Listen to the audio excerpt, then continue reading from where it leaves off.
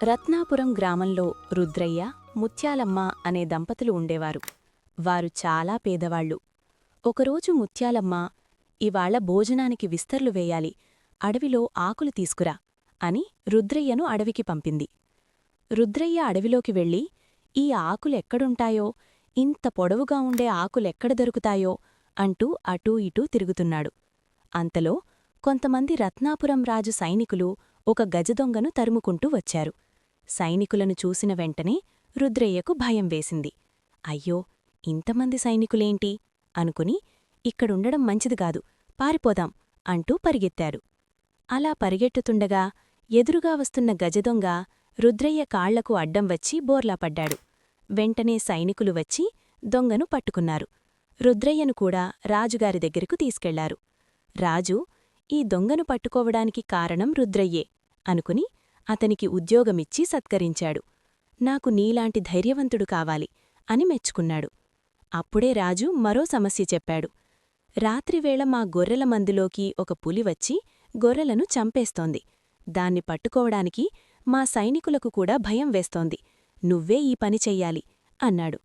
రుద్రయ్య బయటకు ధైర్యంగా, పులైతేసిమిటి, దానికి గుణపాఠం నేర్పుతాను అంటూ బీరాలు పలికాడు. కాని లోపల మాత్రం అతనికి చాలా భయం. ఒక రాత్రి గొర్రెల మందు దగ్గరికి వెళ్ళి, మీరంతా ఇక్కడి నుంచి వెళ్ళిపోండి, పులి సంగతి నేను చూసుకుంటాను అని గొర్రె కాపర్లను పంపేశాడు.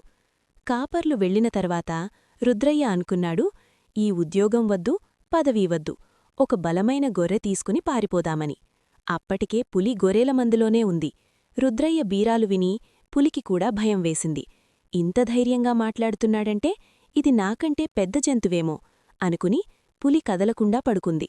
చీకట్లో రుద్రయ్య ఒక పెద్ద గొర్రె కోసం వెతుకుతూ వెళ్తుండగా పులి తగిలింది. అదే బలమైన గొర్రె అనుకుని దాని మెడకు తాడుకట్టి భుజాన ఎత్తుకున్నాడు. పులికూడా ఇది నన్ను పట్టుకున్న పెద్ద జంతువేమో అనుకుని ఏమీ చెయ్యకుండా అలాగే ఉండిపోయింది. రుద్రయ్య ఇంటికి వెళ్ళి పులిని గుంజకు కట్టేశాడు. ముత్యాలమ్మ, దీపం తీసుకురా, ఈ గొర్రె ఎంత బలంగా ఉందో చూద్దాం అన్నాడు. దీపం వెలిగించగానే ముత్యాలమ్మ పులిని చూసి గట్టిగా కేకవేసింది. పులికూడా వారిని చూసి కోపంగా గాండ్రించింది.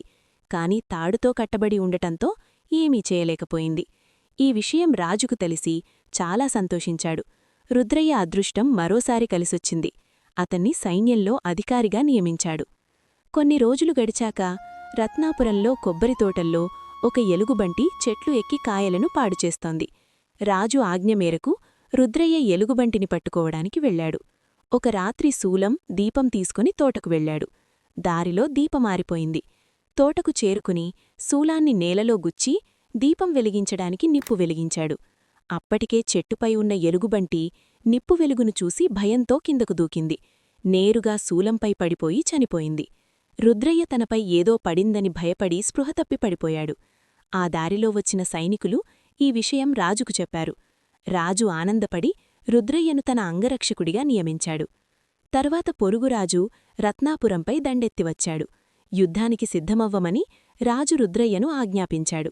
యుద్ధమంటే భయమైన రుద్రయ్య ఒక ముసలి గుర్రానికి తనను కట్టివెయ్యమని చెప్పాడు. యుద్ధబేరి మోగగానే గుర్రాలు అటూ ఇటూ పరిగెత్తాయి. కాని ఆ ముసలి గుర్రం మాత్రం నేరుగా శత్రువుల వైపు పరిగెత్తింది. తప్పించుకోవాలని రుద్రయ్య గుర్రాన్ని 2 తాటిచెట్ల మధ్య బోనిచ్చాడు. వెళ్తూ వెళ్తూ ఆ 2 చెట్లను 2 చేతులతో పట్టుకున్నాడు. గుర్రం వేగానికి ఆ చెట్లు వేళ్లతో సహా పెకలించుకుని రుద్రయ్య చేతుల్లోకి వచ్చాయి. 2 చేతుల్లో 2 పెద్ద తాటిచెట్లు పట్టుకుని వస్తున్న రుద్రయ్యను చూసి శత్రువులు భయంతో పారిపోయారు. ఈ విధంగా రత్నాపురం రాజు యుద్ధంలో గెలిచాడు. రుద్రయ్య తెలియకుండానే వీరుడిగా మారిపోయాడు.